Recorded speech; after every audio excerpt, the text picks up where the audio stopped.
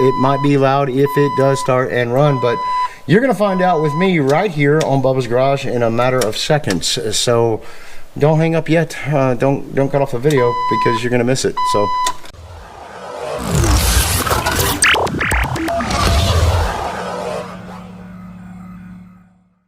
Good afternoon and welcome to another episode of Bubba's Garage. I hope you guys are having a fabulous day.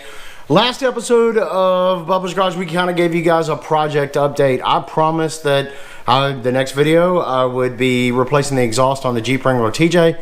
Guys, I totally lied. I greatly apologize in advance, but I wasn't feeling great. You know, allergies were kicking my butt. I just wanted to knock out the project, but here we are today. Feeling a little bit better, still got a stuffy head, and I kind of want to tell you where we're at and what we're fixing to do right here on the Jeep Wrangler TJ. So y'all probably remember a long time ago, probably, babe, how long has it been? Like 5 years probably? Something like that. About 5 years ago, we had a lot of problems with the TJ. We got everything up and running. We replaced the computer. By the way, I don't care what you say about Flagship 1. I get it. Everybody's got mixed reviews. I've never had a problem. I don't know what to tell you.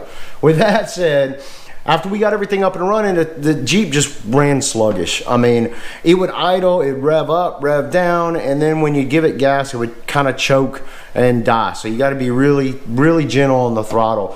Wasn't really exactly sure what was going on, and honestly, I'm not a mechanic. So we talked to Bobby's dad. He's definitely mechanically inclined, built many vehicles, rebuilt a bunch of them, gave us some ideas, and here's what we did.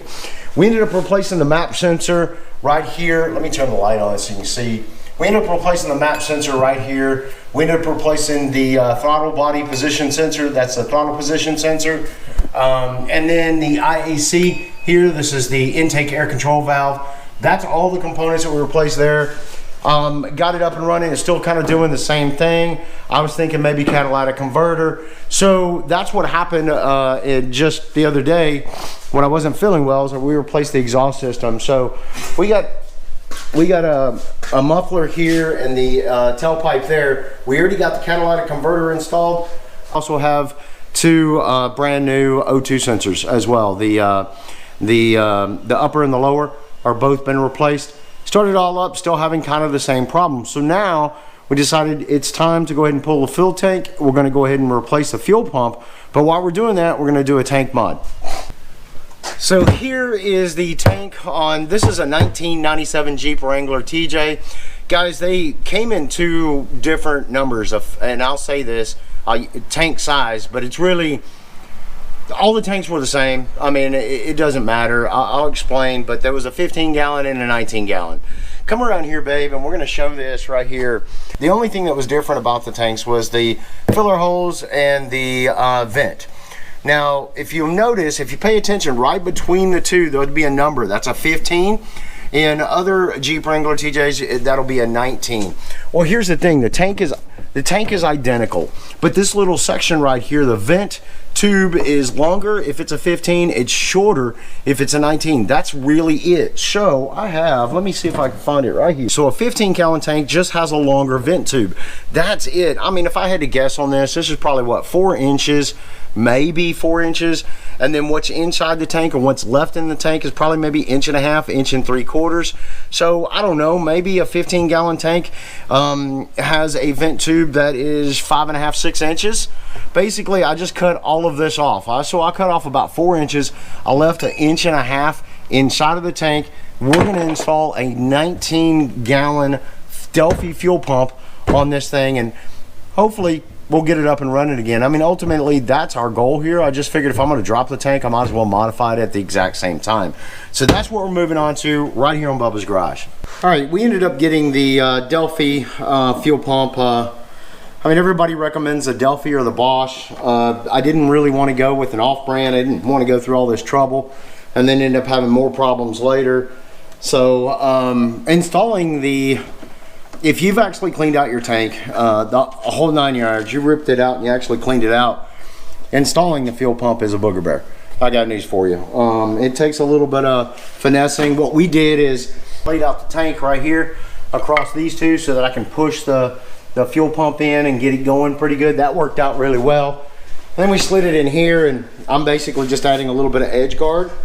And I'm just tossing it. I had some extra laying around here in the shop, so I'm gonna go ahead and do that, and then we are going to take it and install it on the Jeep. I got about 3 gallons of gas in the rotopack, so we'll load that up, and hopefully this thing will purr like a kitten. If not, I'm going to be a little disappointed. So stick around right here on Bubba's Garage, because you don't know how this is going to turn out, and in the end I might need your advice.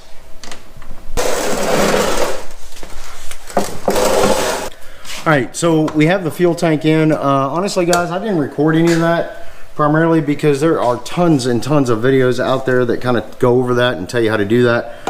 I'm not gonna lie, a lot of the projects that I take on here at Bubba's Garage, I mean, I like to do them right, if you will.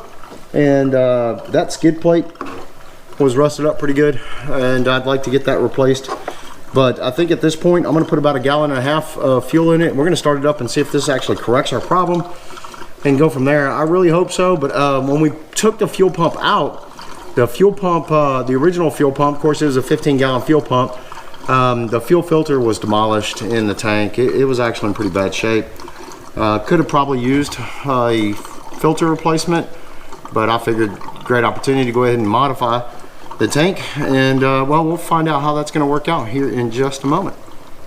All right, I got about a gallon, maybe 1.5 gallons in it. I didn't want to put too much in it because I am going to drop the tank in an upcoming episode right here on Bubba's Garage, because we're probably going to replace all of the carriage bolts that are holding the tank in, as well as the tank skid. But right now I'm going to go plug in the battery.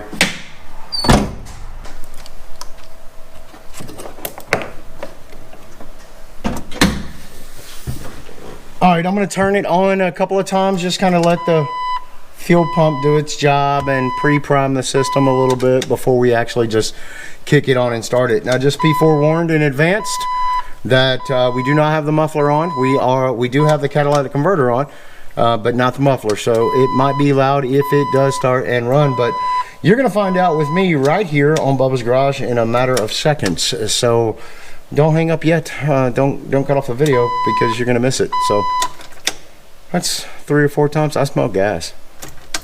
Let's try it. Ready? Are you scared? Come on, you can do it.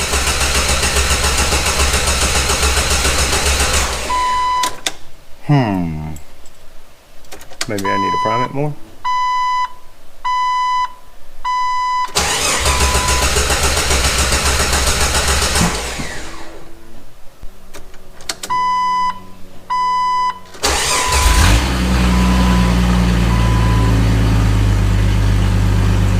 Idling about 1,000 RPMs. That's good. Should be just under. Oh, it's low on gas. The light came on.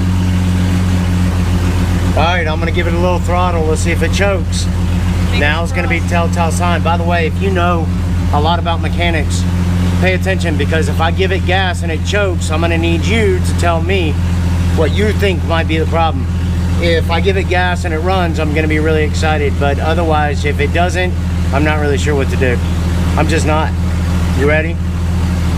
I'm scared. I don't want to press it. I just don't want to do it. All right, here we go.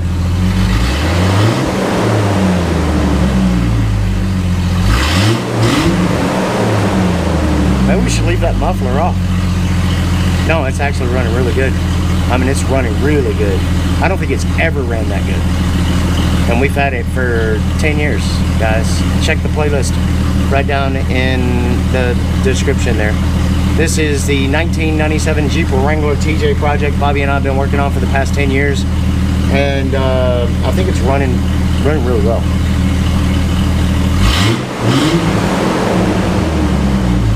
Well, that's a wrap. I might get the muffler installed in another video coming up right here on Bubba's Garage.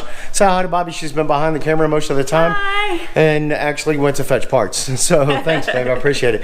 We're wrapping up this video right here today. Really, again, that mod for the tank is not that hard. Now, I will keep you posted right here on Bubba's Garage when we go and do a full tank top off, and we'll check the gauge and we'll do some mileage checks on that and make sure everything works out. But not today. I need to do the muffler, probably going to drop the tank again, put in a tank skid and some new carriage bolts on that rear end. So yeah, guys, that if you really needs to be done. Well, it's our thing. It doesn't have to be. It's just I want to do it right. And those bolts are all rusted up quite a bit. Anyways. we're gonna replace it. That way, it's better to do it now than when it has a full tank of gas.